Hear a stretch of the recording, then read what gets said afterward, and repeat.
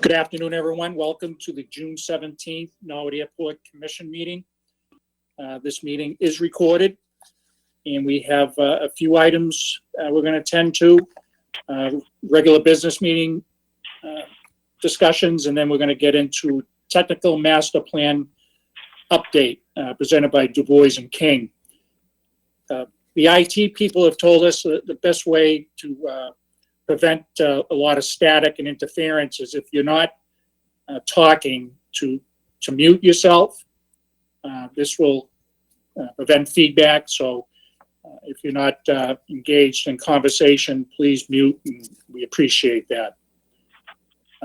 First up on the agenda, projects, AIP project update, Du Bois and King. Jeff Adler, is there any update on that? Yeah, Mark. So basically, we're still, waiting for our, we submitted the grant applications for the environmental assessment and the post-construction monitoring. So those are still out there and in process. And obviously today we'll be giving you the final document of the master plan. So we're looking at doing that after you get through the rest of your items. Great. Thank you. Anything for Jeff on that? Thank you. We have meeting minutes, May 28th, 2020 Airport Commission meeting. I do have one edit required on the second page under new business. Third bullet down. It said, Mr. Ryan will send a thank you letter to MassDOT and the FAA. That should read, Mr. McGuire will send a thank you letter to MassDOT and the FAA.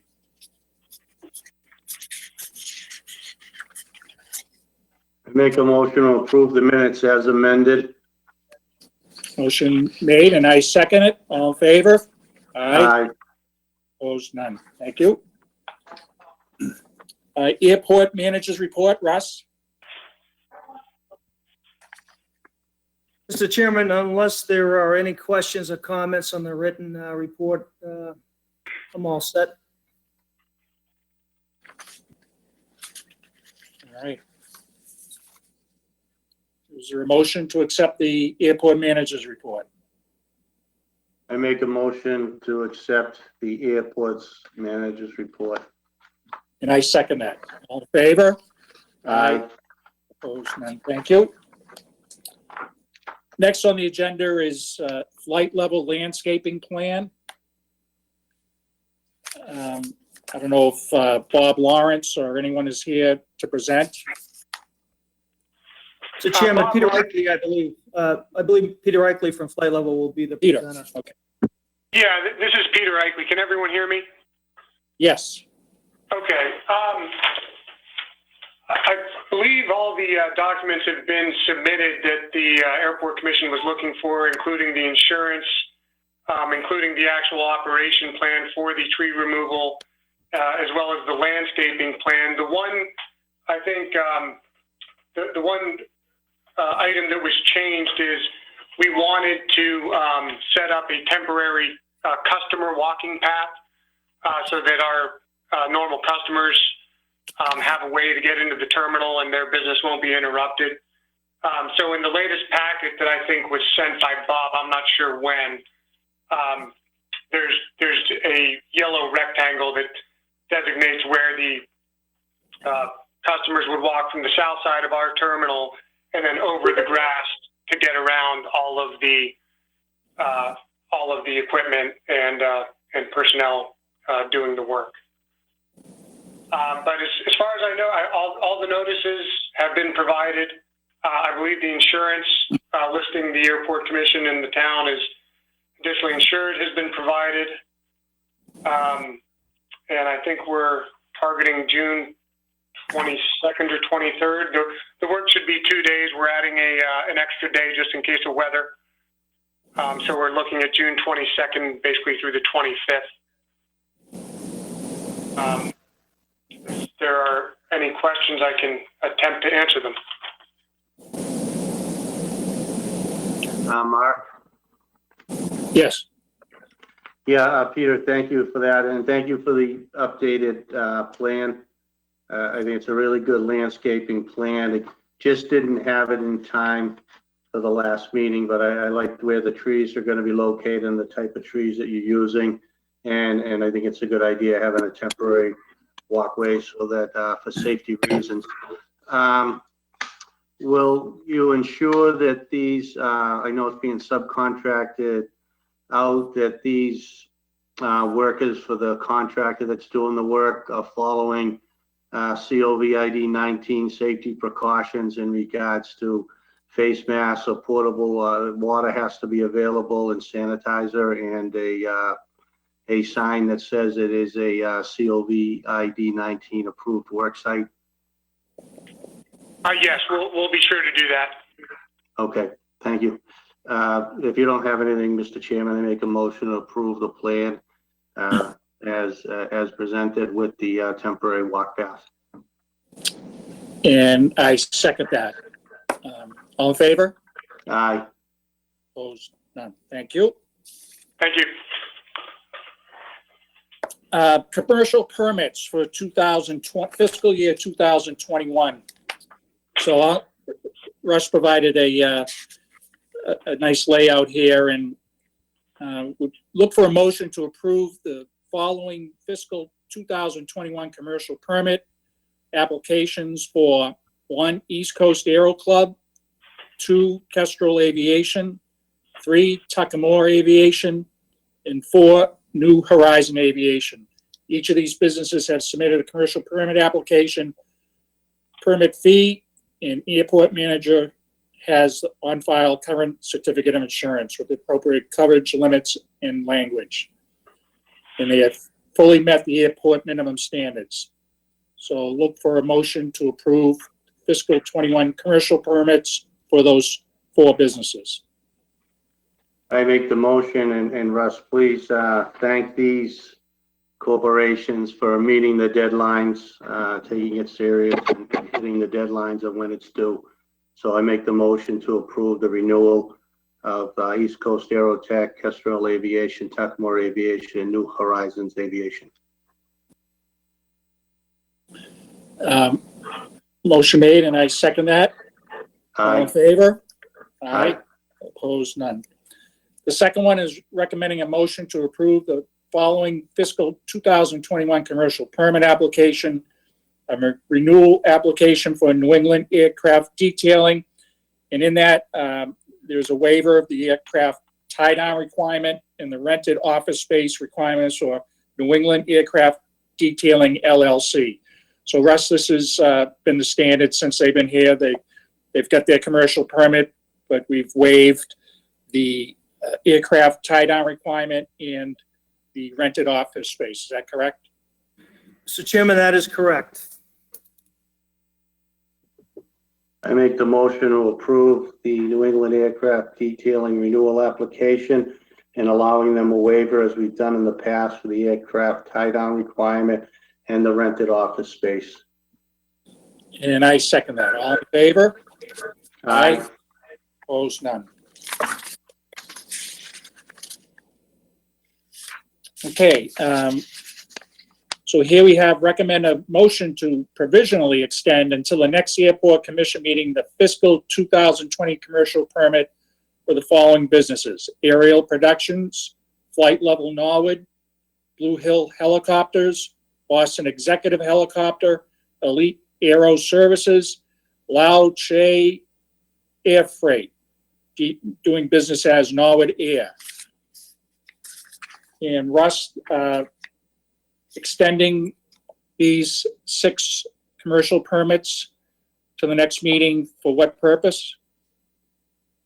Mr. Chairman, these applicants have either submitted partial materials to be considered for the FY21 commercial permit, or in at least one case, there are no materials, whether it be the application itself, the fee, a waiver filing, or some type of evidence of certification for a state and federal aircraft dealer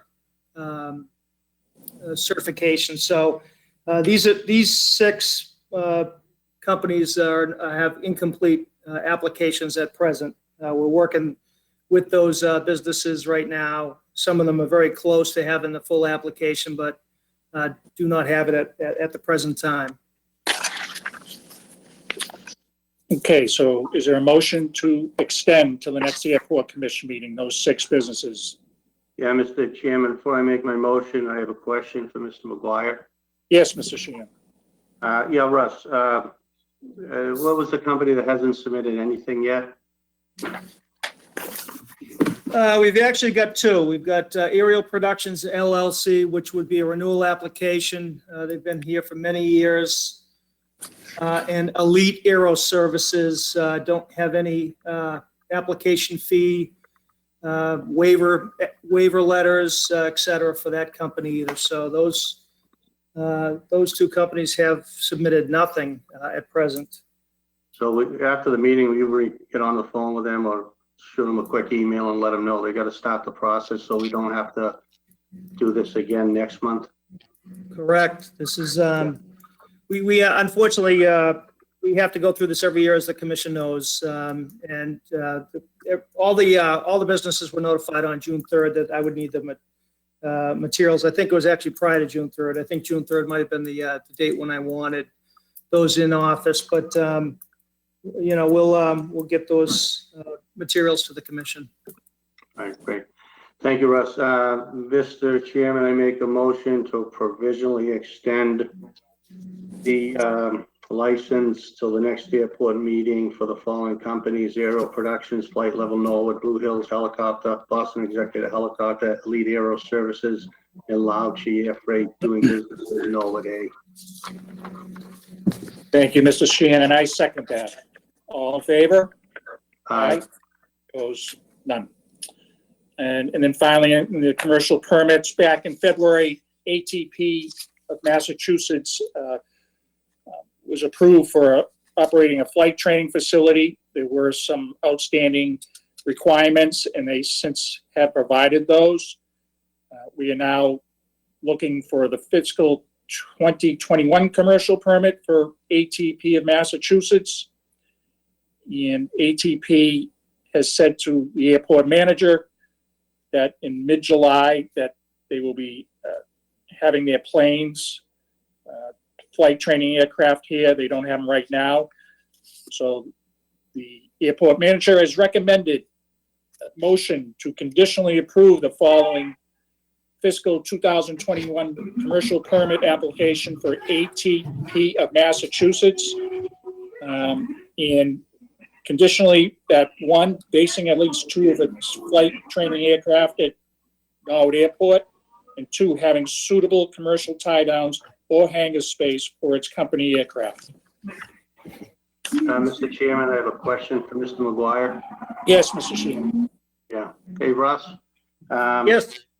One of their requirements back in February, I see in this recap, and thank you for doing that they've provided the good standing certificate and the executed lease. Have they hit C, providing their operating and bank statements?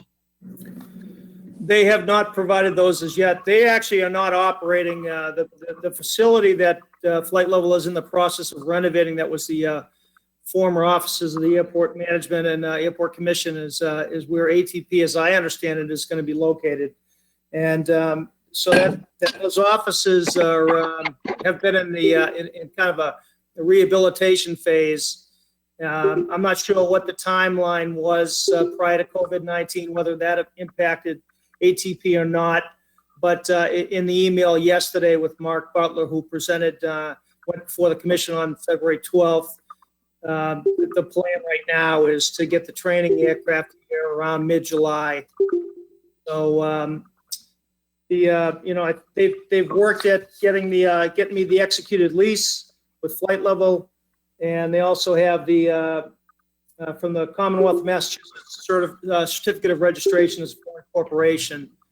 Okay, thank you, Russ. Just, Mr. Chairman, just to add, at the end, it looks like reading this letter, they're going to open up in early July. So I would just add as an amendment that by the year end, calendar year end, that they provide us with the 3 months operating and bank statements. So that gives them plenty of time to have that. So I will make the motion to approve ATP's fiscal year 2021 commercial permit, and conditioned on that they base at least 2 of its flight training aircraft at Norwood, and they have suitable commercial tie downs or hangar space for its company aircraft. And number 3, by the end of 2020, December 31st, they provide the commission with 3 months operating and bank statements. It's consistent with what we asked others for. That's my motion, Mr. Chairman. Thank you, Mr. Sheehan, and I second that. All in favor? Mr. Chair? Yes. Mr. Chair, Yes. this is Mina Macarius, sorry. Just a reminder, because you're in a remote participation session, you should take the votes by roll call even in normal session. So I know that it seems a little bit cumbersome given there's 3 of you and you're really only asking the 3rd person, but I would suggest redoing that motion, and then just to confirm, I don't think you have to go back and redo all the other motions, but you can just confirm that all 3 members intended to vote yes on all the other prior ones too. Thanks, Mina. Just so you know, only 2 of the members are here. Oh, I'm sorry. Oh, all right, I didn't see. Okay, So I'm sorry. I thought I saw all 3. So you have a Well, yes and a that's- no. Yeah. that's good information, but should we still go ahead and do roll call? I would, because theoretically, one could make a motion that they intend to vote against. Making a motion is not necessarily the same as supporting it. So I apologize for adding overly lawyering this one, but that just to keep the record clean on it. Great, thank you. So, Mr. Sheehan, you had a motion, and I seconded. And the vote is Mr. Sheehan, Yes, I'm in favor of the motion. and Mark Ryan's in favor as well. Thank you. Not shown on the meeting agenda, but brought to our attention is Russ has a time-sensitive document. This is the HVAC management maintenance contract for our building, and it runs from July 1st, 2020 to June 30th, 2021 with the company Ambient Temperature Corporation. So look for a motion to accept this maintenance contract with Ambient Temperature Corporation for that time period, fiscal 21, the amount of $3,285.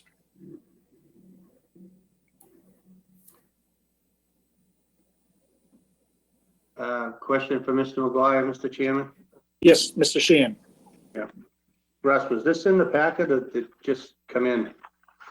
It just came in. I'd have to apologize on that. It actually has been sitting on my desk, but it was not included in the posting.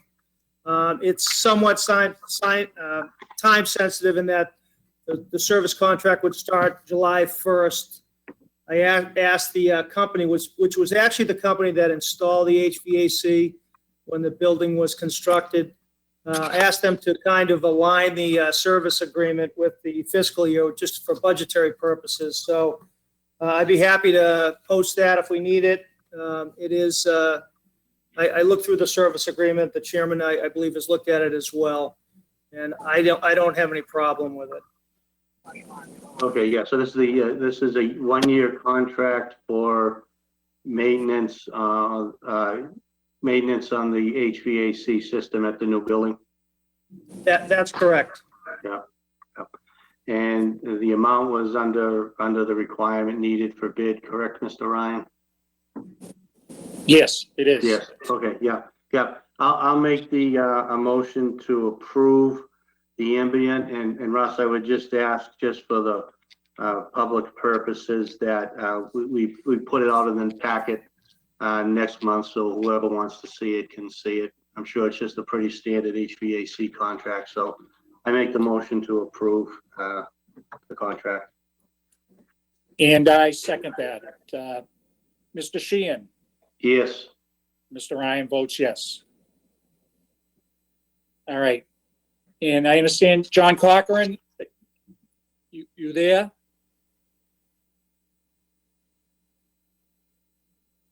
No.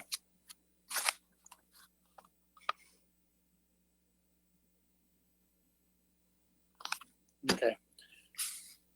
All right, we have some correspondence. Mr. Sheehan, Yes. should we make a No, motion to file? I've reviewed all of the correspondence. And one of them included the flight level landscaping plan, so we've already approved that. And do you need a motion to execute the CARES Act grant, Mr. Chairman? Russ, I believe we already did that, right? That's correct. Okay. Oh, so this is the executed copy. Okay. I make a motion to place on file the correspondence received.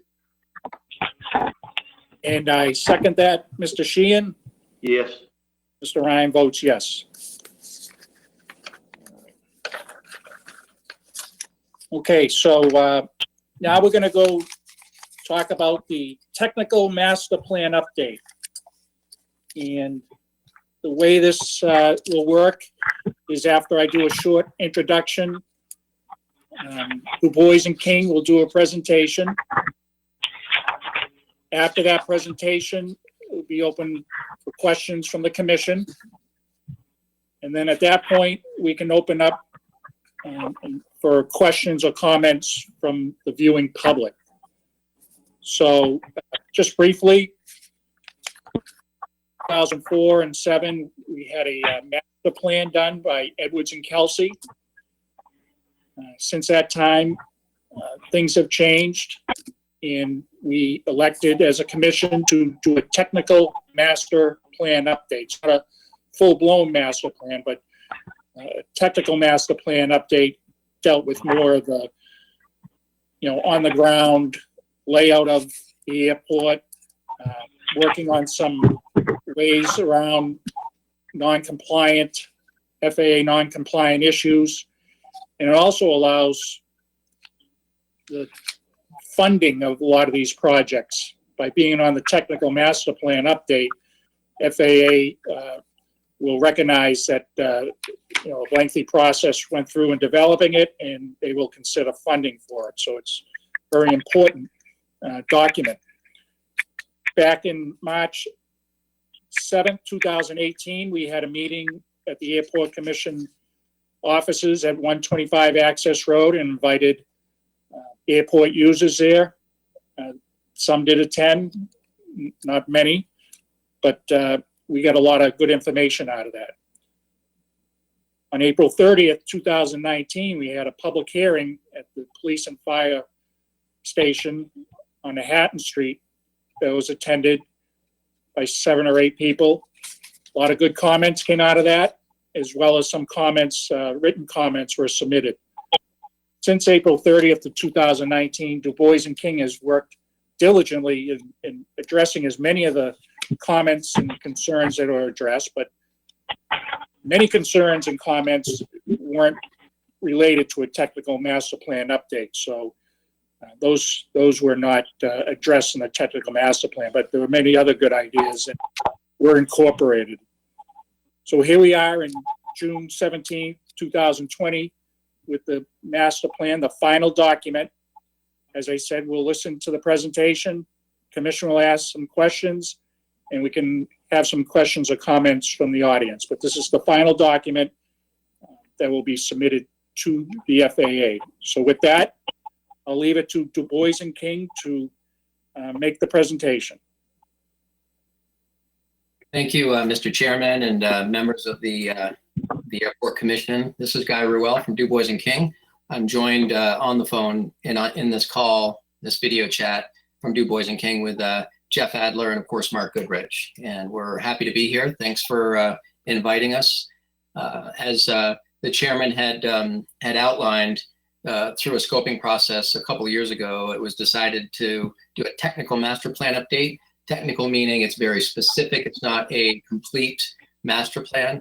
many elements that of the other master plans that were described in 07 and 04 were still relevant to a certain degree, and it didn't warrant a full review. So through a scoping process, the technical master plan update was agreed to by the FAA, and so we undertook that project. So the technical master plan update, the purpose and need really of it was to review. Here we go with technical difficulties, folks. So well, let me ask you this: can everybody see my screen if I do this? Is everybody okay with that? I can see it. Okay, very well. I'll zoom in a little bit. It's a little finicky when it's just on screen share. So let me just start from here. So the technical master plan update, the purpose and need really was reviewing of previous master plans. The most current one at that time was the 07 master plan. We realized that the airport design group, the aircraft design group of the airport would, for the approach speed and wingspan remain the same. For the techies in the room, it's considered by the FAA as a B2 airport, which is basically just the approach speed and the wingspan of the airplane. The overall goals for any master plan these days is to try to incorporate some sort of innovation, cost-saving measures, revenue-generating options. So when this was scoped out, we took these areas into consideration. We also, of course, wanted to, as the chairman had mentioned, there were some non-standard issues with the airfield the FAA wanted resolved, and we took those to charge, and we brought up some alternatives, which we'll talk about in just a few moments. With those issues, in review of those issues, and in consultation with FAA, we worked closely with them to develop alternatives to resolve these issues that would kind of help and assist and resolve for the next 20 years. That was the goal. Even though a master plan will usually cover a 10-year period, the FAA, we wanted to try to be as forward-thinking as we could and visionary. So that's what we did. Different sections of the master plan included, section 1 was just an overview of the airport. What we did is we took the current master plans at the time, the 2007 was the most current, and we went through and reviewed and did our best to look at what has changed. And so we kind of reviewed that section and did an overview and updated a few things. We also wanted to look at the operations, validate and compare. What that means is the FAA in a master planning update never approves a master plan. They will never approve it. What they will approve is a forecasting section, and they will approve airport layout plan at the very end. And so in consultation with FAA and the airport, it wasn't felt that the operational data needed to be updated. In other words, the forecast. So we did not update the forecast, but we did agree to validate and compare the forecast from 07 and validate it to today's standards. So we took that and ran with that, and we did that in section 2. Section 3 really looked at the facilities needs as we found and we validated with the operational data in the broader scheme of things, which we'll show, and it's in the document. Weren't a lot of changes in operations per se. So the facilities needs were driven by, the changes between 07 and 2017 and 18 for the airport itself. What facilities were needed to be considered for modification. We also then, from facilities needs, developed alternatives. Alternatives are really alternatives that you look at, you go through, you evaluate, and we did that to try to figure out ways to resolve some of the issues, the flow and safety issues on the airfield. Lastly, of course, then we with the alternatives, there was a preferred alternative that was developed. It was presented in the 2019, as the chairman had mentioned, that 2019 meeting. Those alternatives were presented and then after that were validated, and then we went in and ran a implementation plan and created a financial plan for the airport, which basically transfers into what most folks are familiar with, the 5-year capital improvement plan, the CIP. So it's a kind of a phasing plan based on the alternatives, based on the facility needs and the operations of the airfield. So in the overview section, as we started working through, we went through, we looked at the introduction, we looked at the history and background, validated some of the things, made some updates to it. There was some regional setting and land use thoughts. We had our land use, we have an internal land use regional development planner that frankly wasn't, or we brought in because that person brings a lot of value to like wetlands, brings value to floodplain. And we looked at these different things that in the other master plans, frankly, weren't considered. So we evaluated those. We identified some constraints, nothing earth shattering, but we did put that into the document so that it's in a record. And from there, some of the constraints were some of the land use constraints, there were natural constraints, and then there were some physical constraints. I mean, if somebody wanted a really large runway, obviously physically, the footprint of the airport would not be conducive to that. So we kind of outlined that. We clarified some language in that section, and so that was some of the constraints. As with any constraints, there's the opposite, the yin and the yang, correct? There's the opportunities, and from there, we looked at what opportunities can fit into these to the airport in that 20-year plan based on these current constraints of the airfield. Under section 2, we evaluated the operations. We validated some things. What we did find is based aircraft, and I'm just going to put decreased. I mean, the overall numbers are in the report. Not to quantify what the decrease is, but there was a decrease in based aircraft, and we talk in detail in the report as to why that was. And a lot of it had to do with after 2007 came, there were other the economic crash of 2008, things of that nature did impact that. The aircraft apron parking demand, how much property on the apron is used for parking of aircraft. We looked at that, compared. We looked at flight operations. There was a decrease there, and that's in the report.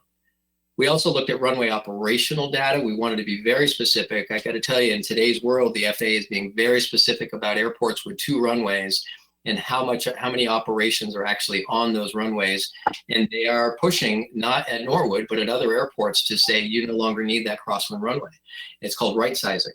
So there, you guys are very fortunate to have an air traffic control tower that can validate data. We worked closely with the air traffic controllers, grabbed the operational data, and that flight score was very helpful as well. So, but there was a decrease in operations, but there's also other changes that impacted that. So it's in the report. And of course, when you have less aircraft and less operations, you will have less fuel sales. Under the facilities needs, we, and you'll note at the bottom, I did put that note there. Anything you see in red are the areas that we focused in on for alternatives. So we really wanted to give the airport some opportunities to look at a bunch of different ways to rectify or mitigate or to improve the areas that are going to be in red. Our design standard, however, we looked at was, of course, as I mentioned before, I just wanted to qualify that. I said airport design was a B2. That's an approach speed of less than 121 knots, and it's a wingspan of less than 79 knots for folks that, I wanted to just qualify that for you folks. So under the facilities we evaluated the safety areas for runway 10 and 28. We evaluated the safety areas for runway 17 and 35. And as I mentioned before, anything in red has an alternative, which we'll talk about in a moment. We looked at runway 1735, the primary surface area, which is an area that pretty much all of the imaginary airspace comes off the airfield. We found that it was causing some restrictions to future development. So we'll talk about that in a moment. We also looked at, and I just mentioned that hangar development.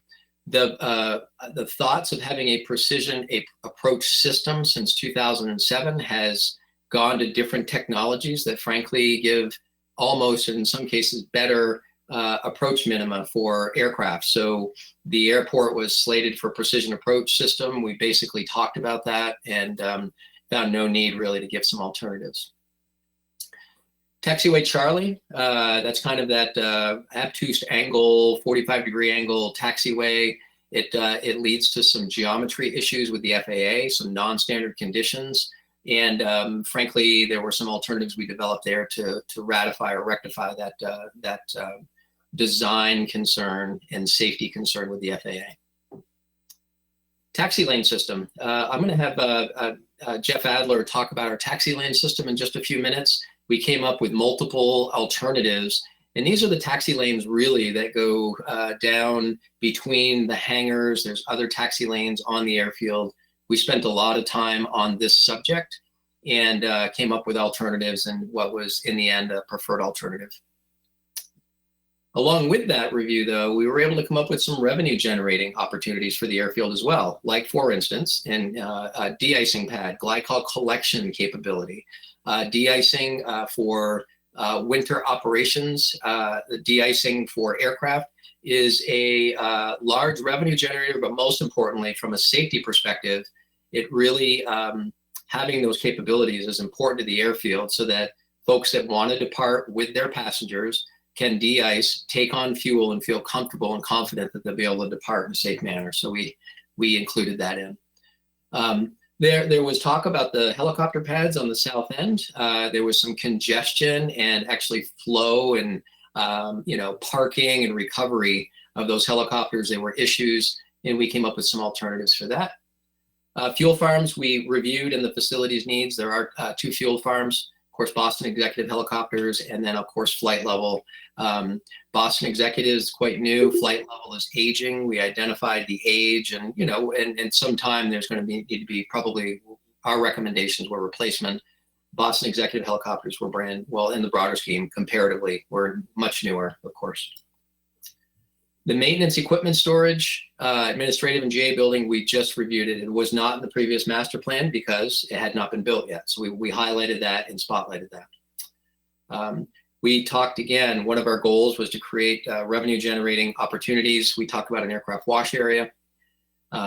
We did talk about the MALS F, the approach lighting system and the access road being in a flood zone and also a high water table area. The access road was being flooded, which created issues when it came to maintenance. So we talked about and identified that. We want anything the FAA that could conceivably be fundable by the FAA, whether it's through the AIP program or FAA Tech Ops. We wanted to identify it and make them aware of the issue, and maybe and we're in hopes that they will do some some improvements to that access road. Of course, airport security, wildlife fencing, that's a project in itself that that is in the capital improvement plan, and then land acquisition. Lastly, we did, and most recently, we put it in the slide, there is the vehicular parking, has been an issue for the airport in busy times. So we have an alternative or a couple of alternatives, which over time those improvements can be made. But again, we wanted it in the master plan so that the FAA could see that and understand it. Mr. Adler, so if we could, I think what we'll do now is, Mr. Adler, if you could, well, let me do the safety areas first, and then we'll get to the taxi lanes here in a moment. The runway safety areas for the airport would like to, and in the previous master plan was a runway extension. For those that are on the phone, for those that aren't familiar with airports, a runway extension would not only allow the airport to be more safe, but it would also allow the airport to, operators on the airport to be able to operate more freely, sell more fuel, carry more passengers, and have more room for emergency situations, whether it's landing or taking off. As you know, and when you read the report, the physical constraints of the airfield, runway extension to the north, there's a physical constraint. The airport does not own the property. So one of the innovative ideas that we had to extend the runway in the short term while the pursuits are made on an extension at another time was to simply take the footprint of what is currently in place, which is called a runway safety area, which goes 300 feet off of each runway end, and then to simply pave them. This would allow for the FAA and the airport to have what's called declared distances for commercial operators. It would allow a takeoff distance available and a takeoff run available of what is now only 4,000 feet to 4,607 feet. So that helps for again, the takeoff distance and the takeoff run for multi-engine and single engine, any commercial operator and they can take on more fuel at 4,000 feet on hot days. And as you all know, that Norwood gets warm, they have to take reduced payloads, whether it's passengers, baggage, or fuel. So having an extra 607 feet will enable the airport to be more functional and more competitive, really, to its others in the region. Accelerate stop distance available, that's for multi-engine aircraft. It would enable for an accelerate stop distance of 4,307 feet. Again, this is a short-term relief for runway length that is needed for commercial operators and others that need longer pavement at Norwood. And it's very inventive because your safety areas have already been disturbed. And so it will enable a quicker, per se, even though we're calling it paved safety areas, the FAA will consider it a runway extension, but it's within the same footprint you have now. So lastly, I don't know why okay. So that's paved safety areas. We also, as I mentioned, one of the purposes is to allow the airport to be more developable. And we evaluated that currently the airport was protecting what's called a primary surface area of 500 feet in width. And we had a choice, an alternative A, to do absolutely nothing, which is always an alternative, do nothing, and leave that primary surface, which it currently is, at 1,000 feet in width to allow for a future approach that the FAA has made very clear. They're just not interested in installing more ground-based equipment, such as the instrument landing system or the initials there that have ILS. So that's option one, is to do nothing. What we're looking at for a graphic here for alternative A is just, again, a very potential, or what the current situation is. And at the airport with outside of the building restriction line at the airfield, the airport is restricted to, frankly, some pretty short buildings. And by narrowing, which is the primary surface area alternative B, that primary surface to only 500 feet in width for a localized precision GPS approach rather than the ILS, it enables and opens the door for more development on the airport. Development plans have not been made. In fact, there's a lease lot plan, Russ, that you had in your office for years. I took the initiative to just try to put it on a document, and just so that we could clean it up a little bit. And but frankly, and to be upfront with everybody, this lease lot plan is truly just an approximation of representative lot sizes. It does not necessarily mean that they're the actual square footages. It was just a way for us to try to look at the lease lot and put together a new plan for Mr. McGuire. So these alternatives, this alternative under Section 4, primary surface, will enable, and the write-ups are in there. I encourage you to please look at the document, but it talks more in depth of why this is important and why right-sizing the primary surface will allow for more development on the airfield. Under the Taxiway Charlie, as you can see, Taxiway Charlie, if you can see my mouse, kind of leads at this, kind of 40-ish degree angle. What's off of the map here is a direct connection from the apron to the crossing the runway with a stub taxiway, and then this 40-degree angled taxiway, and then a turn. It's just a little odd. The FAA said that the current alignment does not meet the FAA standards. So in our review, we talked about realigning, which we see a depiction here, realigning Taxiway Charlie so that it is an actual parallel taxiway, and use it for, and the abandoned area, the old Taxiway Charlie, can be used, and we put up some options, many options, but one was either an airport-owned grid-tied solar array or other development such as, wetland or stormwater credits. So, nothing's been decided per se of what can go there, but it gives the airport a lot of liberties and ability for future development as well. So this was an alternative for Taxiway Charlie, which was the preferred alternative. All right, now, Mr. Adler, if we could, I'll let you go go through the taxi lane system. I'll put each bullet up, and as you need bullets, please let me know. Sure.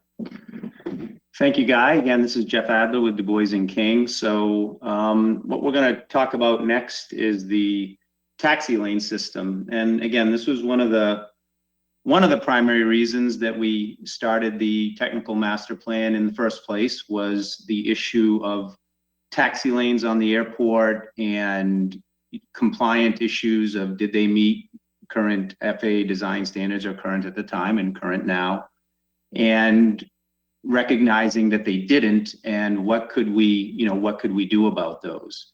So presently the airport then and now is an airport design group 2, which is, as Guy stated earlier, is design wingspan of less than 79 feet.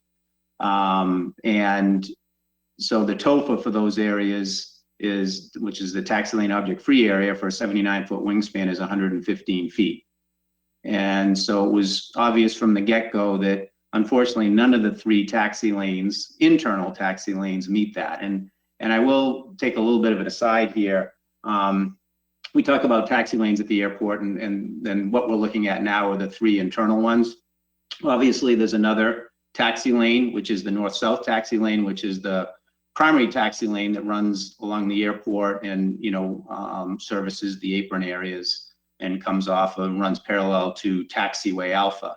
So a little history on the north-south taxi lane is that back in 2011, FAA made a determination. It used to be Taxiway Bravo, and actually I think it was actually a taxi lane before that, but over the years, FAA has changed their determination on that. But in any way, in prior to 2011, they made the determination that should be a taxi lane and that it should be called the north-south taxi lane.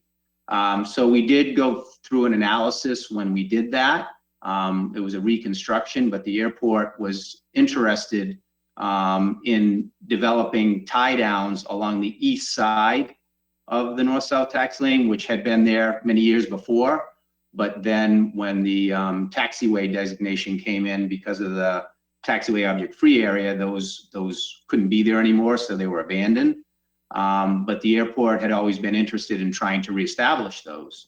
So when we were redesignating it as a taxi lane, the TOFA requirements for a taxi lane is smaller, goes from 131 down to 115 for a Group 2 aircraft. So we were trying to figure out if there was a way to get some of those tie downs back on the east side. As well as at the north end of the airport, there was also a need to develop helipads because the only ones were at the south end, and the users on the north end would either have to tug all the way down to the south end, or take off from their hangars, which is, not preferred.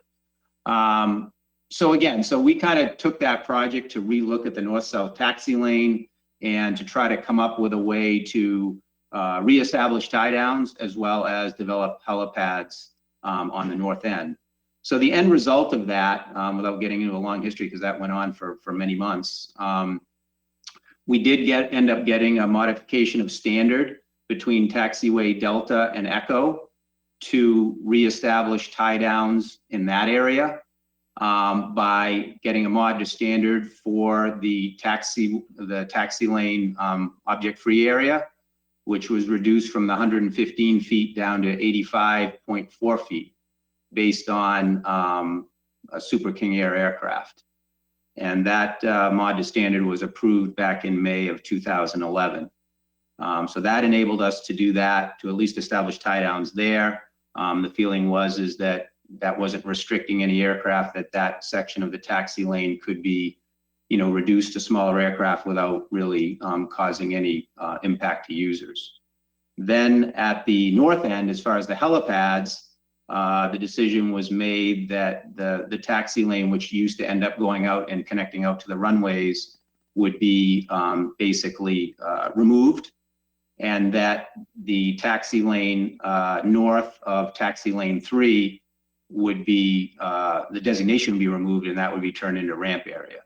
So both those issues, the second issue didn't require a mod to standard. It was just an agreement with FAA that, hey, if you remove the taxi lane designation, then then you wouldn't need a mod to standard. You could install the helipad, so that those helipads were installed. So again, that's just a little history. So I didn't want to exclude the north-south taxi lane, and those updated TOFAs, along with what I'm going to be talking about now, the internal taxi lanes will be shown on the ultimate ALP. So anyway, getting back now to the internal taxi lanes, which there are 3. As I said, all 3 currently, unfortunately, do not meet FAA standards. And the do nothing alternative would be to leave them as they are. They meet Group 1 standards, which is a TOFA of 79 feet, which would be the best that could be accomplished presently if we do nothing. Again, that really wouldn't suit the needs because we have Group 2 aircraft operating down those taxi lanes, and you know, it's not really being compliant to do that. So then we looked at alternative. So alternative 1 was do nothing. So the next slide will show basically a revision where we would taxi lane 1, which is the southernmost one, would be able to meet Airport Design Group 2, a full 115-foot TOFA, if we removed some tie downs, which, you know, nobody wants to remove tie downs, but it was a pretty straightforward analysis to say if we remove some tie downs, we could make taxi lane 1 fully compliant with Design Group 2. Taxi lanes 2 and 3 would remain the same, and taxiway Design Group 1, and again, not meeting standard. So the next slide will be alternative 3, which would take taxi lanes 1 and 2 and combine them into one taxi lane, which would involve the removal of building number 10, which would be an endeavor, but it would be something now that we could make at least 1 and 2 compliant. And also it would add the area, the de-icing area that Guy had talked about earlier, which would add, you know, potential revenue for the airport. Unfortunately, again, taxi lane 3 would still becomes taxi lane 2, but would still be non-compliant as still only meeting a Group 1 requirement. So the last slide will be alternative 4, and this is the preferred alternative because it does allow all 3 taxi lanes now, or now 2, because 1 and 2 are combined, to meet Group 2 standards. So again, this option, similar to alternative 3, combines taxi lanes 1 and 2 into one taxi lane by removing building 10. So that would stay the same with that. Still has the de-icing area. And then taxi lane 3, by removing some obstructions and basically squeezing it in there between existing buildings. And unfortunately, it would involve the removal of the front of building 16, as well as there are other obstructions there. We're not going to deny it, and it would have to be done over time.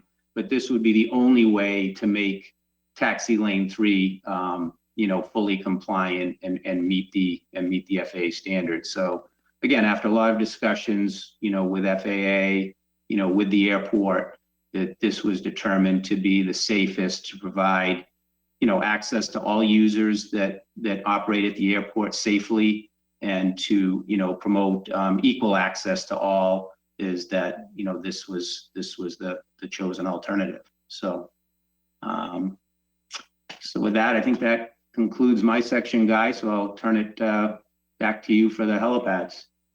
Very well. Thank you, Jeff. I do apologize. For some reason, it's just technology. It's just sometimes these bullets do phase in and out. So please be patient. So one of the alternatives that we talked about earlier that we highlighted in red and we'll talk about now is the helicopter pads. As you can see, the helicopter pads that are there, you can see kind of subdued in the background. The issue with those is that as aircraft are being staged or recovered, meaning they're either on a trailer or they roll them out, it's very difficult with this current condition, the amount of pavement that's in place. So, and not mixing up rotor blades and things like that. So we looked at this. We wanted to make sure that something fit, and it was one of our charges. So one of the options would be just to extend the pavement for the pad away from its current situation and the current location, and it provides more room for that recovery and a little bit more space. It also potentially allows for some hangar development. There's space, as you can see, if you can see my mouse, that's just south of those helipads. There's some green area there. There may be room for some development there. You know, this is a planning document. We, kind of, preliminarily looked at it, and there is some potential. Of course, there are some wetland concerns, so it would need further review and design, and that's why we're calling it potential hangar development. Over on the DC3 apron, just in my review, now bear in mind, I started my review in end of 2007, beginning of 2018. And at that time, it was, my understanding was that the DC3 apron was underutilized. In my thought process of trying to find ways to develop revenue, and my time working as a Part 135 pilot, I do know that wet wash areas are important sometimes for revenue generation. The airport did not have one in my investigation, so we're just trying to find the best use of an underutilized area. And again, this was when I started reviewing it in 2018. Whoops, sorry, let me back up. I guess the last bullet I wanted to say there was, that as of, let me see if I can back up. Sorry, guys, 1 second. Yeah. One of the last note that I have here is that just full disclosure, it's not currently under lease. That's as of June. This is my understanding. Russ could shake his head yes or no to confirm that, but if he could. But the on page 4-81, it does in the document talk about its underutilization and potential for revenue. So we have to be a little understanding that this started at one point and this is where we are today. So vehicular parking, very important for the airport to develop vehicular parking in our facilities needs. We found that it was even written up in 2007. This has been an ongoing, a project, if you will, for the airport. The airport does need more vehicular parking. So this particular slide shows that, that there is space, and there has been a lot of from members of the airport commission to the airport manager, and also our own efforts to show that there is room for more development. There's been a lot of potential in development up to this point, but there's continuously more room. So we just wanted to get it into the document so that the FAA can see it in case some point the FAA comes around with some sort of funding or is gracious enough to provide some funding assistance for the development of this parking lot. To be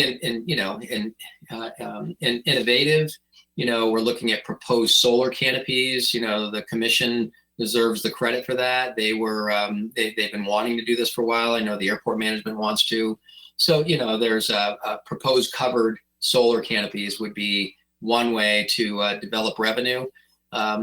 This particular footprint itself would more than pay for with solar panels, and these are just 3-foot by 5-foot solar panels. Would, if grid tied, would more than fund what the terminal and also the new terminal building as well. It would fund for that power and even more. So certainly something worth considering. Those canopies would be there for that reason. Section 5 of the document went into implementation and financial plan. Obviously with the volume of the number of projects that were found, the projects would need to be phased over time. Short term, 2019 to 23, intermediate term, 24 to 28, and then long term, 29 to 38. So it's a 20-year window is what we projected out to. And that's the phases. And then the prioritization, and as we saw it, really Whoops, sorry for the technological. My apologies. Again, speedy finger, I guess. The projects that prioritize, it's all about safety first, the runway safety areas, the taxi lanes, and then we went into some revenue generation, which would be secondary to safety, but safety, of course, is always first. Total 20-year CIP, these are our opinions of probable cost. Our estimates for all of the projects that are short, intermediate, and long is about $27.9 million. So with that, Jeff, I'll just put this slide up. That ends my presentation. Just to summarize, again, we were charged with safety, revenue generation, and overall update of a master plan that was, had some great information in it. The technical component of this technical master plan update meant a very focused review and update, and that is done. And I think it was a pleasure working on this project. So, Mr. Adler, I'll go to you. Yeah, so thanks, Guy. Again, this is Jeff Adler. So just in closing, so the master plan, as Guy stated earlier, the master plan document is this document here. It's been reviewed by FAA and now handed on to the commission for approval. As far as next steps, as Guy said, the FAA does not approve the master plan document itself. What it will approve, pending approval by the commission on the document, is the next step would be to finalize the ultimate airport layout plan, which would show the improvements that we just talked about, i.e. like the paved safety areas, would show a relocated taxiway Charlie. And again, I just wanted to make mention that drawing we have there of showing Charlie going straight down, that's something we're going to look at under the EA that we're getting underway now and got the grant application in for. So I don't want to say that is actually going to be the alignment of that. We're going to be doing some wetland delineation, and what I can say is it'll probably be in between a straight alignment and the elbow that you have now. But where it goes is really pending upon a lot of permitting and that. So I wanted to mention that. But again, what's going to end up being next is, again, upon approval of the document by the airport, then we will finalize the airport layout plan, which is a single sheet, large sheet that'll show, the improvements that we talked about. It'll show the paved safety areas. It will show the taxiway Charlie change. It will show the TOFAs for all the taxi lanes, so it'll be clear to all users what those are and clear to the airport, and those will be shown with all the dimensions. So that is the next step, and that will be submitted to the Airport Commission pending approval of this document, and then that will be routed around to Mass DOT and FAA for actually a signature on that document, which will then be put on file, and then, as Guy said earlier, would lead to funding of improvements at the airport. So with that is the conclusion of our presentation. So happy to answer questions from the commission. Thank you, Jeff, and thank you, Guy. Very well done. First, we'll open up the commission members and Russ as well. So I think, John Corcoran, are you on board now?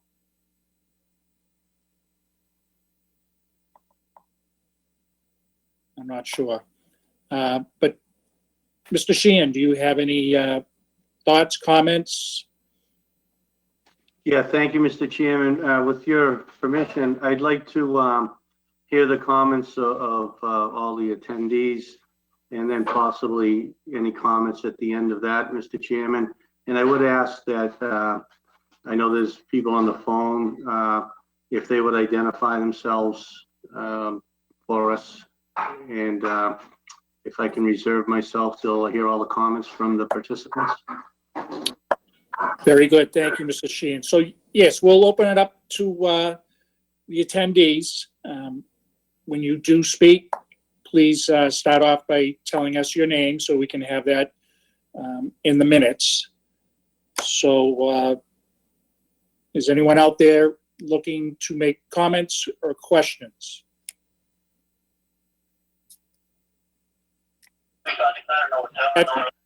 Patrick Fahey?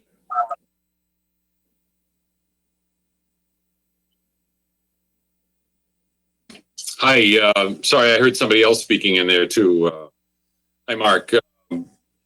I know the public presentation of this back in several months ago, which I also attended. I voiced concerns in a reply about the realignment of Taxiway Charlie. I heard the presentation, obviously, but there's going to be some traffic concerns and congestion around that new intersection created by Charlie and Alpha down near the approach end of runway 10, depending on what runway we're using. And in terms of the flow of the airfield, I'm not an airports engineer and I can't vouch for whether that current location of Charlie east of runway 35, the angled portion, is adequate, inadequate. I can't speak to that in terms of its design or engineering aspect of it. But from a traffic use at this airport, the current location is better than this new proposal, and that was what I raised concerns for. And as I said, in different runway configurations, it can take longer for aircraft landing runway 35 to get off the runway. If you move Charlie several hundred feet down towards its proposed location, and conversely, when aircraft are landing runway 17, quite often they're able to turn off at the current Taxiway Charlie stub. But if that's removed, they won't be able to. They'll have to continue all the way down to Delta, which in and of itself, that's runway 1028 operations have become more of an issue. With aircraft landing runway 28, blocked by aircraft lined up or the opposite direction flow, there's only one route out to runway 28. Aircraft landing on runway 28 would turn off at Taxiway Alpha and have to wait for aircraft taxiing out from the ramp to turn right off of Alpha onto the new Charlie, getting out to 28 for departure.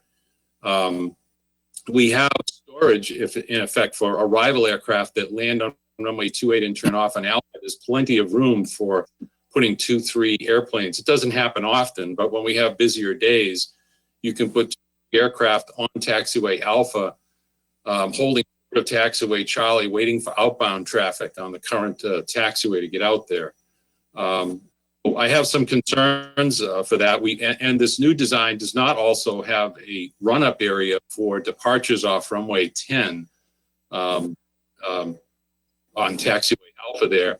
So if aircraft land on runway 10, turn off at Foxtrot or Golf, and then are coming back in on Charlie, they'd have to hold short of runway 17 or turn left on 17, and we would be using a runway as a taxiway because of aircraft that are waiting for departure on runway 10 sitting on Alpha.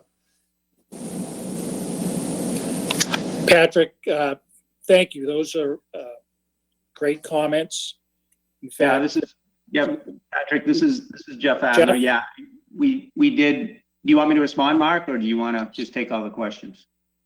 No, I just want to say that, Patrick brought up great points and we talked about it, Patrick, and I'm going to pass it over to Jeff to tell you what has come out of that discussion based on your comments prior.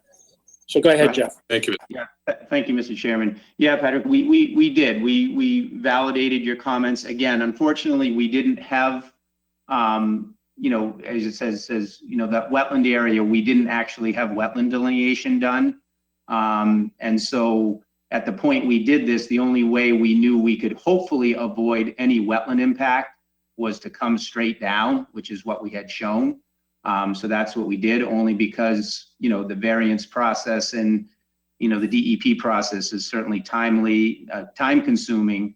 And but we still need to, validate the operational issues. So your comments were taken. We did have some initial discussions and have been having some ongoing ones, Patrick, even of the recent. So in an effort to try to finalize this document, this is what is shown, but the environmental assessment is really going to be the guide to say what can we do and, what will DEP allow, what will, how does operations go into that, which it does, but it's all kind of a big matrix that we have to do. So we have had some initial discussions. Again, we're waiting for the grant for the EA, which we have to, finish this document first, but we have done a little bit upfront work.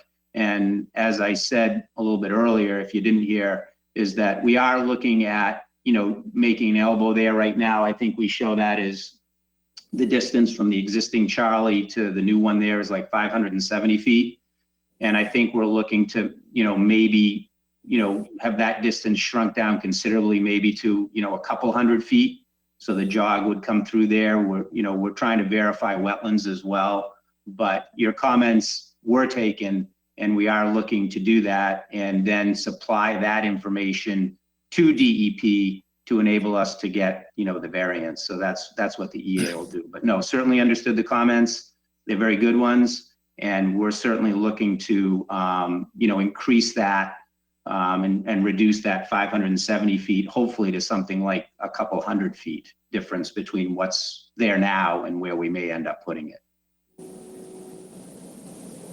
Thank you, Jeff, and thanks again, Patrick. Anyone else want to make a question or comment? Can you hear me? Hello? Yes, Chris Donovan, Boston Executive Helicopters. yes. Just a couple questions. As far as the engineering, I just wanted to maybe ask, Jeff could help answer. What did you use, Jeff, for the current conditions as far as engineering or plans to compile all these other maps, I'm saying?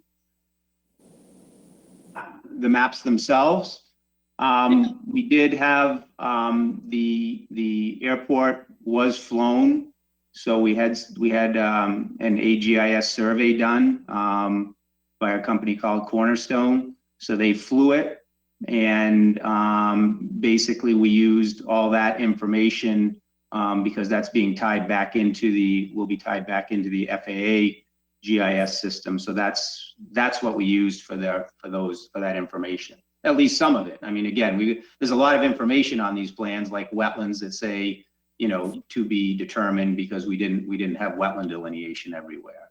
So there's certain things we had and certain things we didn't. So some of that is still to be determined. So I guess it's a general question, but overall we use the AGIS survey that we got. I'm just curious why there's nothing that shows current conditions at the airport. In other words, all the taxi lanes aren't shown and all the obstructions and stuff as far as current conditions. That would help everybody understand what the current conditions are. Why was that left out, or was that something you didn't? Yeah, I mean, again, when you say current conditions, it was the date of when it was flown. So I think it was flown in late 2018. So the information is current as of then. So there are, where we knew some buildings were, I think we tried to draw them in as far as that. As far as, all the obstructions, we can only show the best we know of what's there. We're aware of some obstructions, certainly on the taxi lanes, and we showed those as best we could. But it's not an all-inclusive thing of every single thing that's there. Because when you say obstructions, for an AGIS survey, it's only obstruction to airspace, not necessarily an obstruction to taxiway object-free area or something. So those, again, we tried to pick up as best we can from the aerial photography, but it's not perfect to get down to every little transformer pad or something like that. So when we say for these taxi lanes, like for taxi lane 3, that there are obstructions still there. Yeah, it's a mixture of things that in an effort to be compliant. So again, it's the best documentation we have to show what's there. My concern is, let's take taxiway 3. There are 3 buildings that are currently in the object-free area, the TOFA OFA. And then on taxi lane 2, all the buildings on taxi lane 2 are in the TOFA OFA. But that's not depicted anywhere. Not regardless of, as an aside from like the light poles and the transformer pads, there's nothing that shows that the buildings and all the amount of buildings that are currently in the TOFA OFA. Well, yeah, I think what we tried to show is that none of the taxi lanes are compliant to full group 2. And so therefore, yeah, we could superimpose that and show it, but it would show buildings, it would show various amounts. And that's why the analysis is let's take a look at it and see. So, that's why the first thing, the do nothing alternative means none of those taxi lanes meet it. If we overlaid a group 2 on there, it would show buildings or something in every single one of them. So we didn't show that because it's already there. And so then we showed what could fit with, removal, or, in the case of taxiway 2 and 1, we had to remove an entire building to make, taxi lane 2 compliant, because there is no way to make taxi lane 2 compliant without the removal of a building, an entire building, and combining it with taxi lane 1. So, and then taxi lane 3, there is no way to do it without some removal, again, of a building and other appurtenances that are located within that taxi lane. And again, it's not a simple answer, but, in discussions with FAA and the airport, it was, still try to achieve group 2, because that's what the airport is, and just acknowledge, that there are obstructions there as well as buildings there. And over time, at least if it's documented, the hope is those obstructions can get removed over time, and certainly not allow new obstructions to pop up. If whoever's running the slideshow, if you could just go back to that, the taxi lane diagram that you were just on, I think it was number 2. Yeah, my name is Guy. I'm sorry, Guy. I didn't know who was controlling anything, so. That's okay. Yeah. I think this is the one you're referring to. Yeah, so because it would help for everybody to understand that right now, that's not what the taxi lane looks like as far as the TOFA OFA, taxi lane 1, 2, and 3, specifically 3. If you superimpose the current conditions on there for the TOFA OFA, it would show that it's wild. Everything on the taxi lane is basically inside the TOFA OFA. The same thing would be the case on taxi lane 2 or gate lane 2. Everything in there is in the TOFA OFA. So shifting the taxi lane down to put everything else out of the TOFA OFA, ripping the front of a building off, and then essentially putting the entire front of my hangar inside the TOFA OFA. That's what we're proposing, or that's what you're proposing.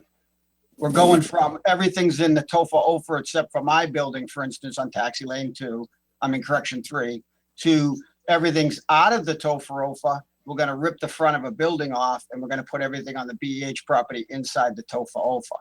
If you go to taxi lane 2, everything now is inside the TOFA OFA.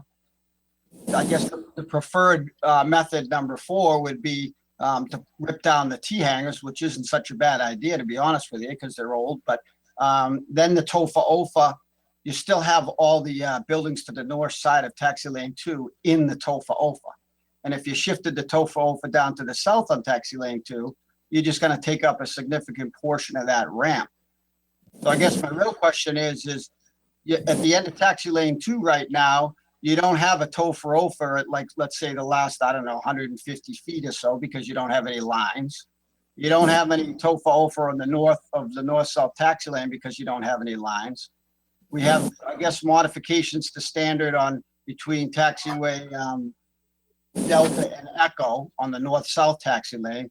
And then there's other modifications to standard, I guess, on the taxi lane 2 running east-west. So it would help to show the current conditions. It's not really showing what's going on now in the alternatives. And the alternatives are just going to put the entire BE property on gate lane 3 inside the TOFA OFA. Well, again, I guess this is Jeff Adler again. I guess what I would say to that is that, we acknowledge that none of the taxi lanes meet the current design group 2. If we superimpose that on there, you're absolutely right. With the current center line, especially of taxi lane 3, with the current center line, all the buildings to the north, would be in it. You're absolutely correct. And we're acknowledging that, I think, without showing it. And I'm not saying we couldn't show it, but I don't know that it would show anything that would help us solve the problem. The answer is how do we solve the problem? None of the taxi lanes currently meet the TOFA standards for Group 2, none of them. And that there needs to be a way to do that, or we don't, or we do nothing and say we have to get a mod to standard, which, to get something less than that, which is not what the aircrafts are that are operating there, and would put restrictions on users and, not something that I think would be in the best interest of all users. So yes, on taxi lane 3, the only way to make that work, and even doing it by shifting the center line about 9.7 feet to the south, is the only way to try to fit it in so we're not removing all the buildings to the north, or removing pieces of the buildings to the north, and by shifting it to the south by 9.7 feet, the only building that would need to be removed would be the front of building 16. And again, these are not simple things. We're not saying, oh, that's just a simple answer to it, but it's the only way to keep all the buildings to the north from having to be removed. And again, it's just, we can't speak to airport development and what's happened over the years. It's unfortunate, but that's where we are, and that's what FAA tasked us to look at, and saying, how do we solve it? We know where we're at. We know they don't meet it, but what can we come up with anything that would meet it?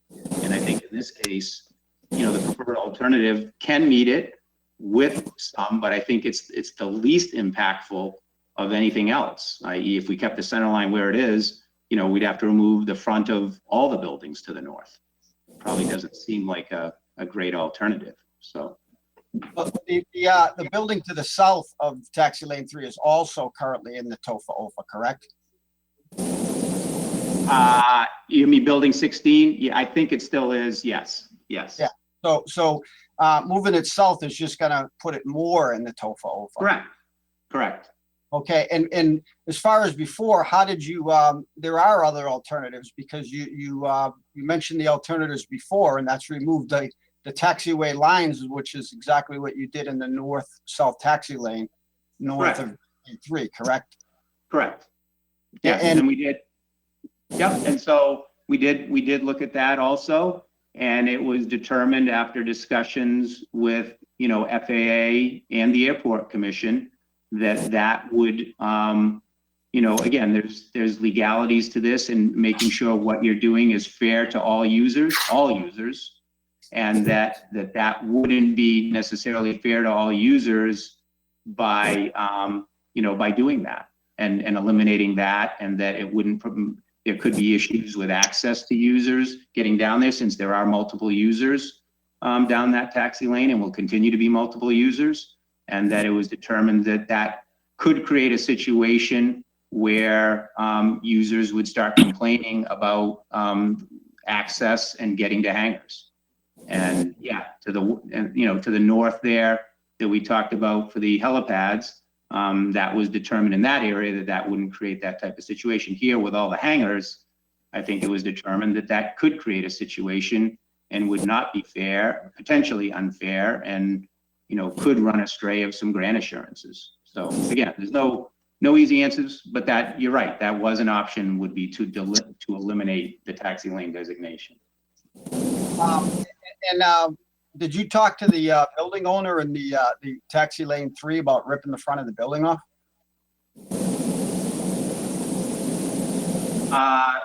Not specifically. It's the least, like I said, it's the least impactful.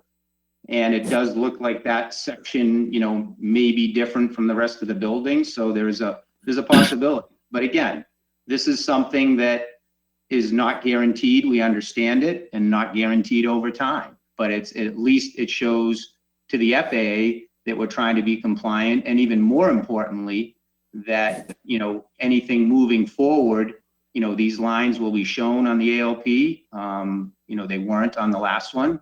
And that the lines now will clearly designate where the TOFA is, so there won't be any questions for anybody moving forward if they decided to come and make modifications to their hangar or do something, that line is clearly shown, and that development inside that line would not be allowed. Well, it just seems odd, because recently the Airport Commission wrote a letter to the FAA supporting the removal of the TOFA OFA lines on Gate Lane 3. So your plan goes contrary to what they themselves have told the FAA they're looking to do, or they support.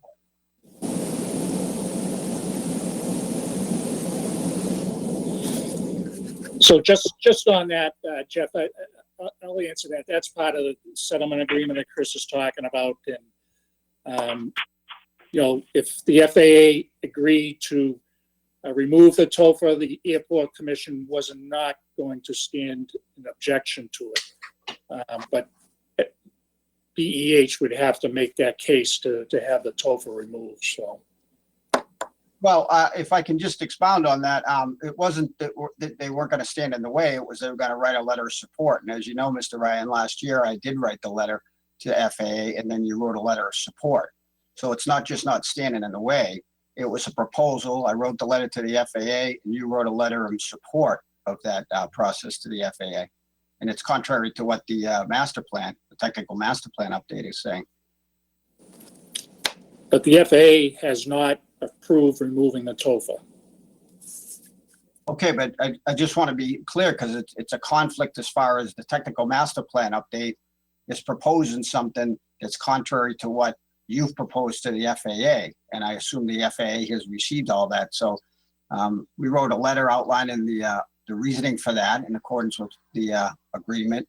And then you wrote a letter of support, to not stand in the way of supporting that procedure. So now you have a procedure or proposal that's going to not only keep it there, but make it worse or move it down to cause further harm to BEH. We could go round and round, Chris, but if the FAA approved removing the TOFA, we wrote a letter in support of that. We wouldn't object to it. But it's a letter of support, right? The Norwood Airport Commission is supporting the removal of the TOFA in that area. The letter was support if the FAA elected to remove the TOFA, yes. Okay. Just a couple other questions on the West Apron. Guy had a plan up earlier which showed a different configuration of the West Apron. And I'm just wondering why it keeps changing. I'm not sure what plan it was. I think it was the one that showed the de-ice area. It's not that one, but there was another plan up there that showed the West Apron in a different configuration. If maybe somebody could go back to that plan. Yeah, Mr. Chair, just one point I would make out on let me just go back to the slide for 1 second. For building 16, the airport, and my recommendation, being a former airport manager, would be that the airport does not consider any future improvements in there because they know that to get to a design group 2, they won't allow any improvements in there, not necessarily requiring them to tear it down, but just to make sure that they know not to make any improvements in there because it would be counterintuitive to the plan for design group 2. So back to Mr. Donovan's question about, let me see if I can find that slide, Chris. Sorry, give me just a second. It's probably this guy. Nope. Yes. Oh, that one there. So there's an area on the southwest corner of the West Apron that's missing, but on the new plan, on the 2020 plan, the entire West Apron is a perfect square. Okay. Yeah, Okay. This is Jeff Adler again. Yeah, that was corrected. That was one of the comments received from the commission, and that has been corrected. So in the document, it does show it as a square. And Jeff, that's at page 4-81. Yes. And I knew, so Chris, yeah, if the new document, when it's out, you're absolutely right. It is a square. Page 4-81 has been corrected. I knew I put that cliff note there for a reason, but you're exactly right. And I'm just wondering why in everything, the north-south taxi lane isn't depicted at all. I know we talked about that earlier, and I think Jeff talked about the taxi lanes, but the north-south taxi lane has different modifications to standard. I know, Jeff, we had talked about it before, and FAA didn't have any modification to standard between Delta and Echo. They just had a modification to standard on the north side by the helipads. So what you're saying now is different than what we had talked about before, you had said before. Are you saying? I'll be honest, we did a lot of research on that, even up to a few days before this meeting, and we did we were able to find the mod to standard that was dated May 26, 2011 from FAA for the north-south taxi lane between Delta and Echo. If there's a mod to standard, could I maybe get a copy of it? But also there's another area, as you know, on the south side of Gate Lane 2 or Taxi Lane 2 at the east end that was a claim modification to standard there. Is that the case as well?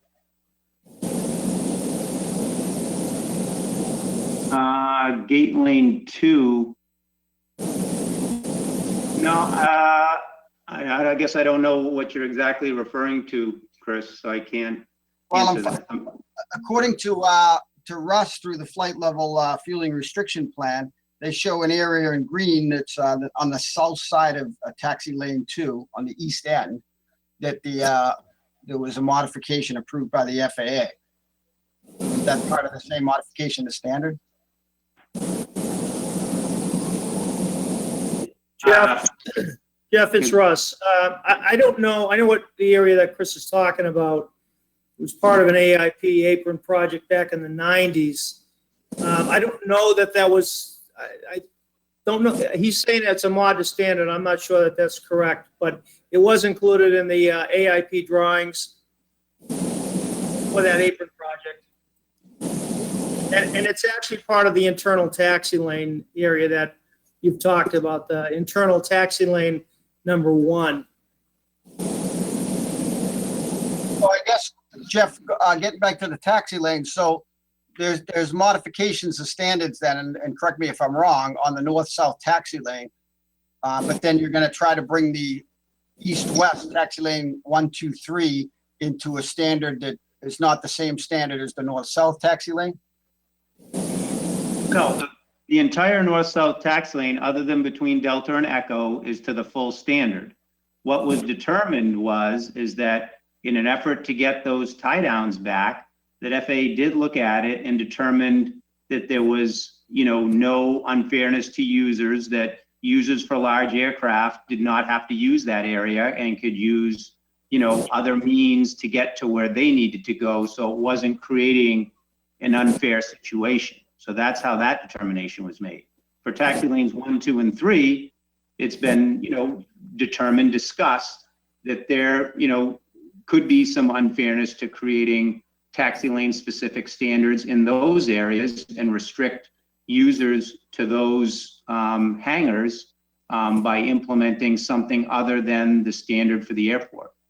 And that would apply to any taxi lane, taxiway, or anything else.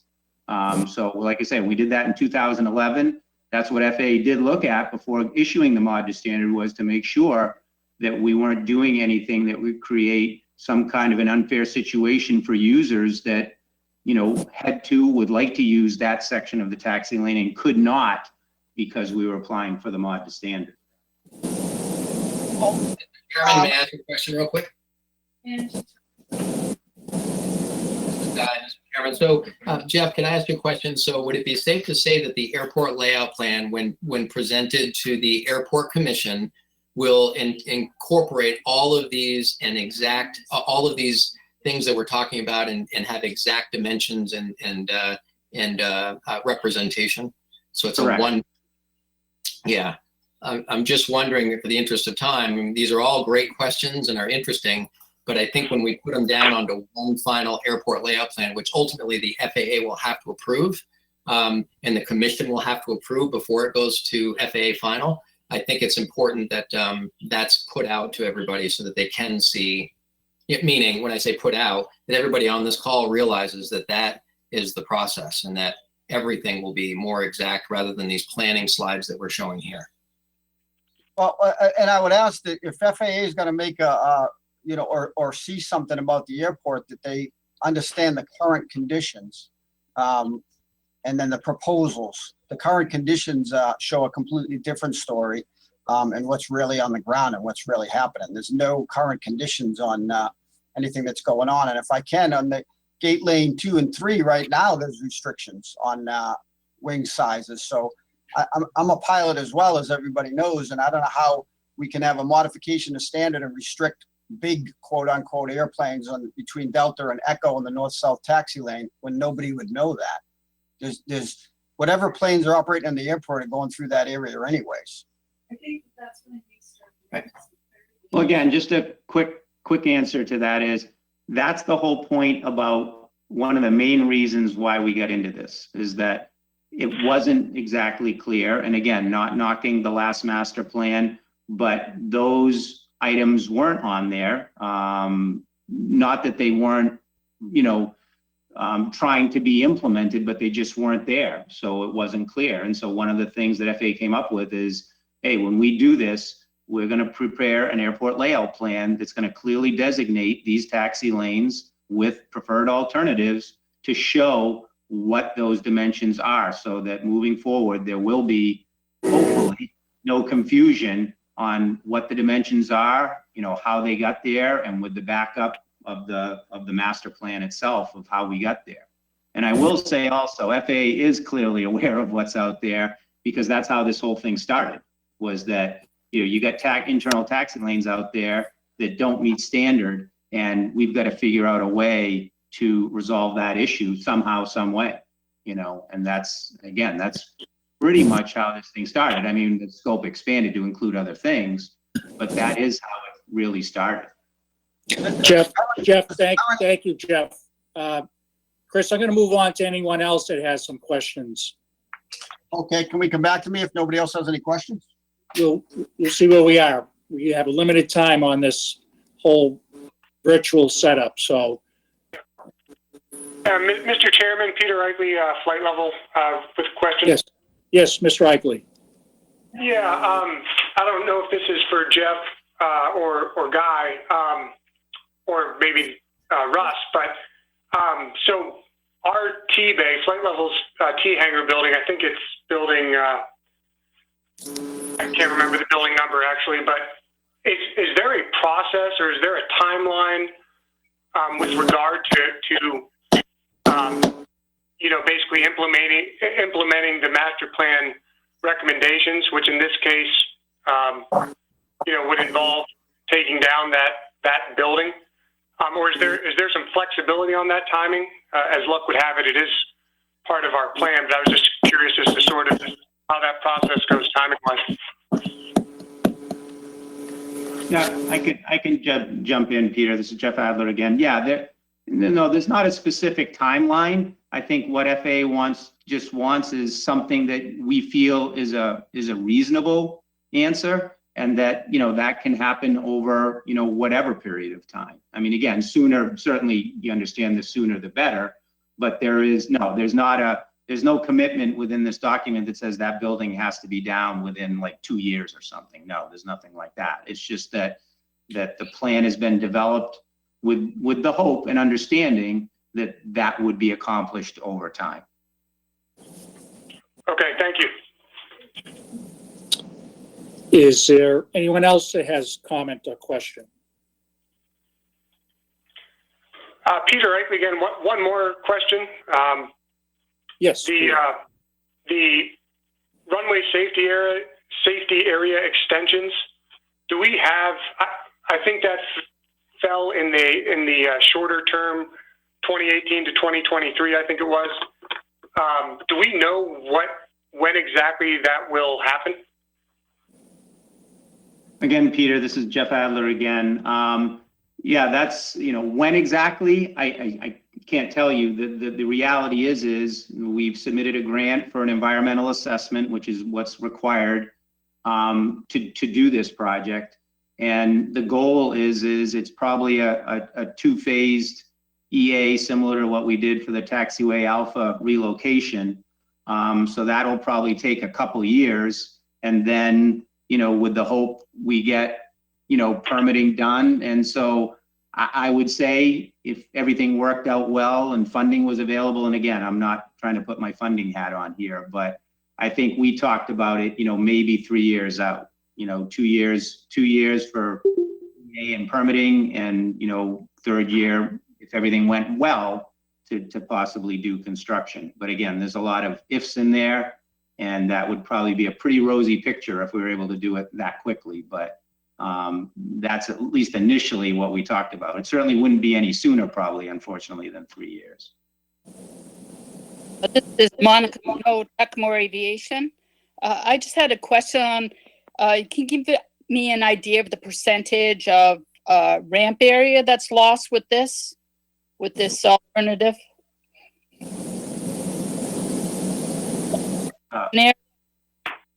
Ramp area on which alternative?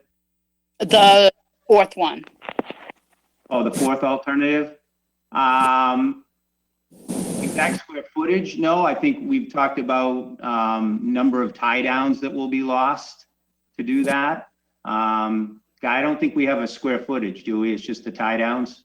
Yeah, and it's not really lost. I can tell you that the removal of tie downs, as an example, for the de-icing area, that when their de-icing is not going on, aircraft can still be tied down and parked there. So that there's not really a loss there. Where the loss is, and we measured them in the way of tie down. I suppose I could give you an estimate of square footage, but as you can see on the screen, when this goes to one taxi lane, so it's just taxi lane, I think it's considered one, right? So that now there'd be a loss of 3 tie downs because of the taxiway object free area. So it says 3 tie downs here.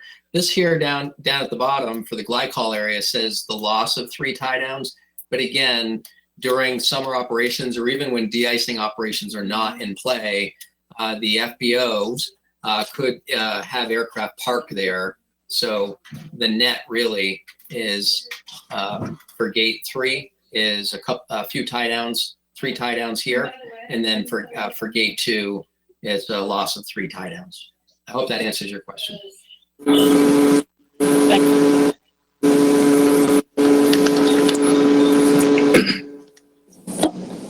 Are there any other questions? Mr. Ryan, John Cochran. Yes, John. I was curious. I believe when we had the meeting at the public safety building, we brought up: is it possible to combine the wash rack with the glycol collection, because they're 2 separate seasons, and it would utilize one area? Or was there a reason that we couldn't do that? In other words, instead of having a separate glycol section and a separate wash rack, just utilize one area.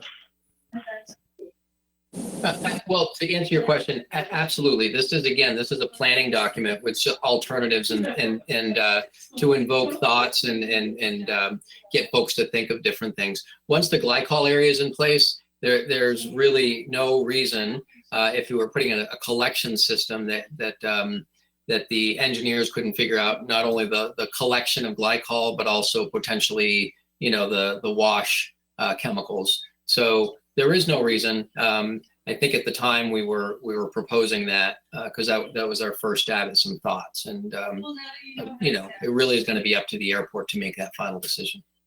Hope that answers your question, John. Okay, thank you.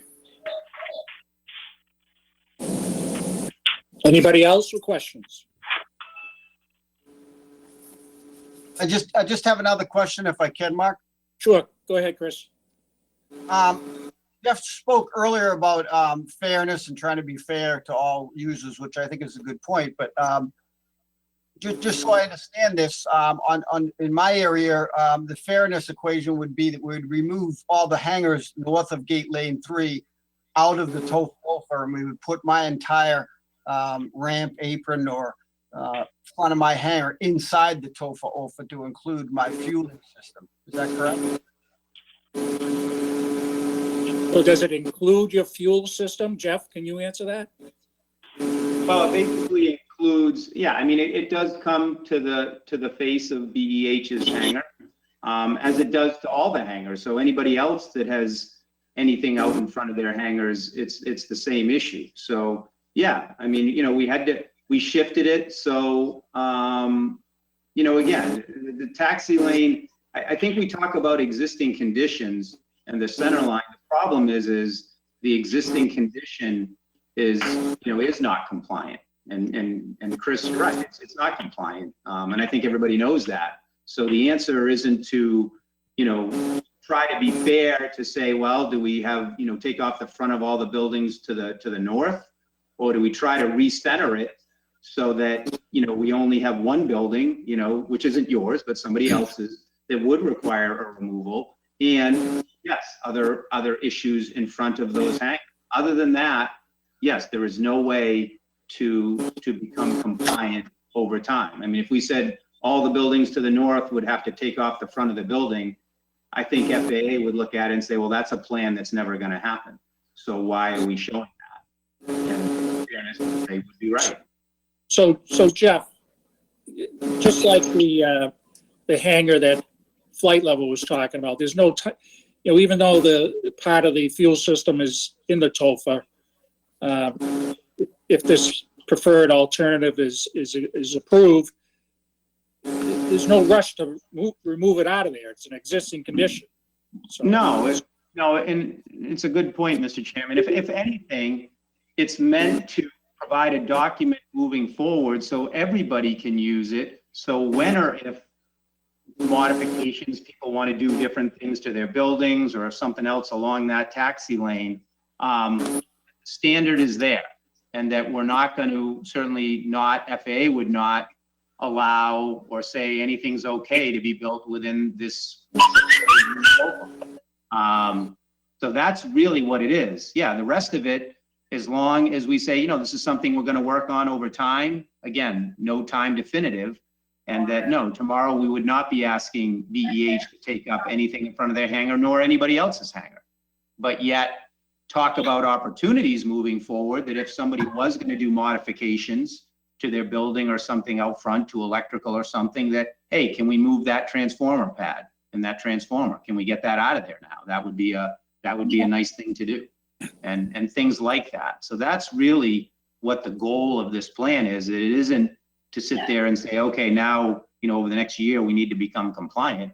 It's really to say, yeah, we've come up with a plan that seems to be the most reasonable to achieve the standard, and that over time we do it, and even more so, over time, we don't allow anybody to do something that would cause the situation to be worse.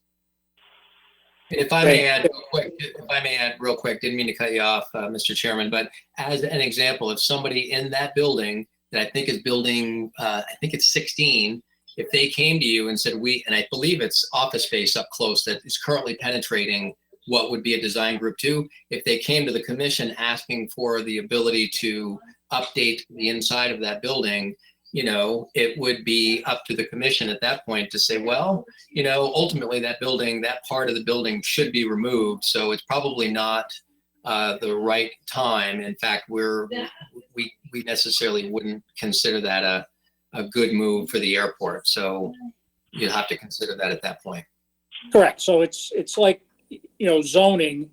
If your house is non-conforming, it's still an approved residence or approved building. But if you decide to knock it down and rebuild, you'd have to conform to the current zoning. In this case, say they came along and wanted to build a whole new state-of-the-art hangar, they would, I would think that the commission would want them to be outside of the TOFA at that point. But there's no rush to have it removed now.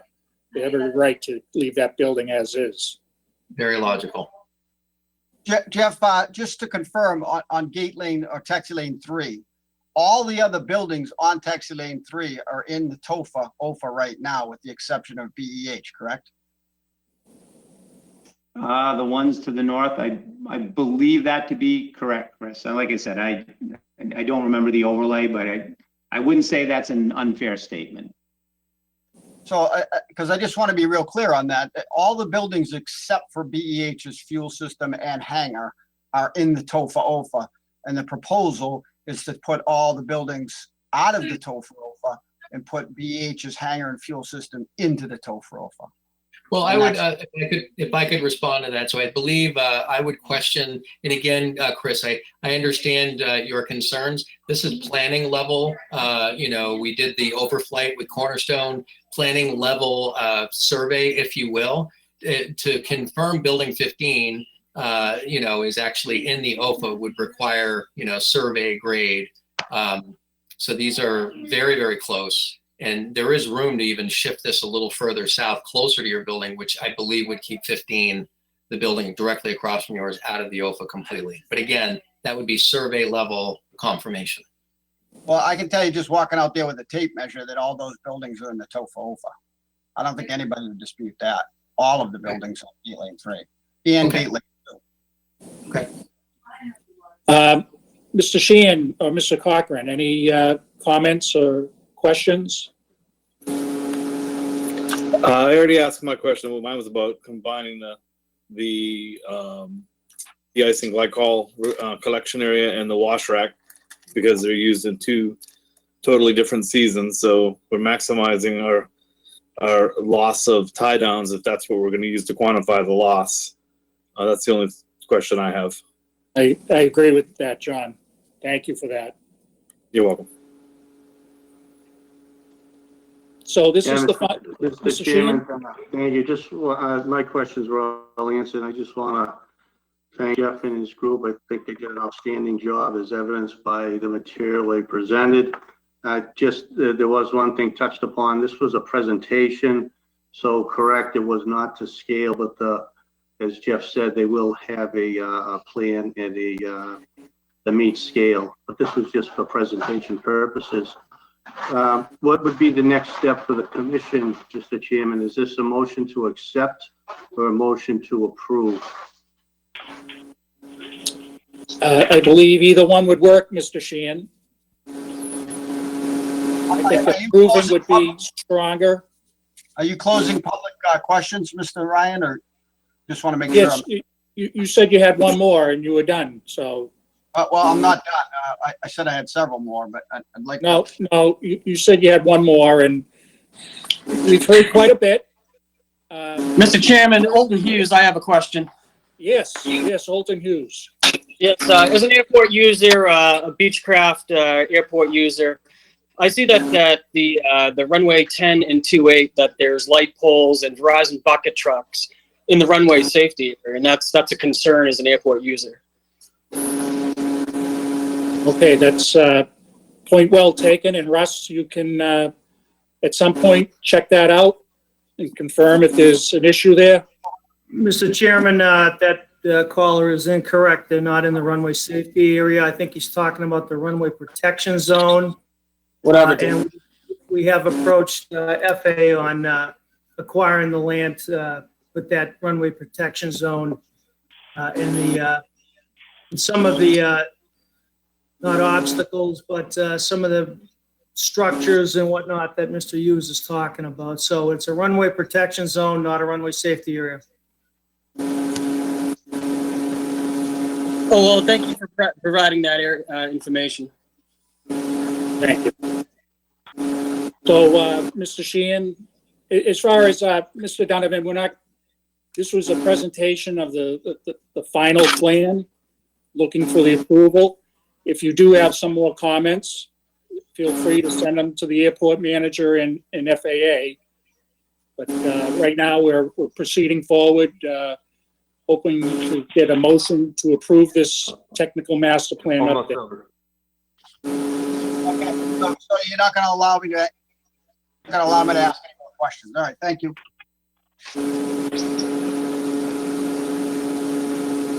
Mr. Chairman? Yes, Mr. Sheehan. Yeah, I would make a motion to approve the technical master plan with the caveat that the comments be remained open for 10 days for anyone that wants to submit in writing any recommendations that they might have.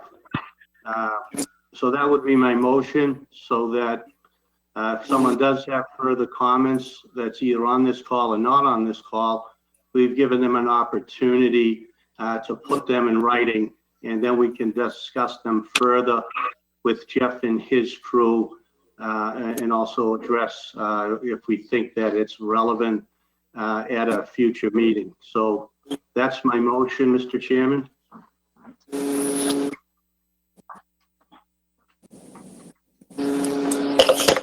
And with the 10 days, I'm not sure if there's a limit on how long. I think every public comment that I've seen has been 2 weeks to 14 days. But if we just make sure that we get what the legal limit for, that we have to actually have those comments, I would support the motion based on that. Yeah, just to that I'm not sure if it's point, 10, I'm not sure if it's 10 days, 14 days, 30 days. John, just to that point, there isn't any set time. We could actually approve this right now and close any public comment, but I did hear that an individual had some more comments, and if you could submit those in writing. So there isn't a legislative or a firm date that we have to say. I think 10 days is more than enough time, and they could submit those, and then we can discuss them further with the consultant and amongst the commission. So, John, is that a second? That I would second for 10 days. I think that's a fair amount of time to submit questions. I don't think there were many people that had questions. Maybe Chris and there was one other caller I think had a question. So I think 10 days would be acceptable. So I would second the motion. Okay, motion made and seconded. We're going to do a roll call vote, John. Mr. Sheehan, Yes. Mr. Corcoran, Yes. and Mr. Ryan votes yes. A All right. motion to adjourn, Mr. Chairman. Do you want to go in executive session, or are you, I will not be able to go into executive session at this time. okay, Russ, that's no problem, right? Well, we have two commissioners. We have a quorum still. Mr. Cochran, can you make a executive session? I can make an executive session. Mr. Sheehan, I think it would be just voting on the minutes and just a quick update.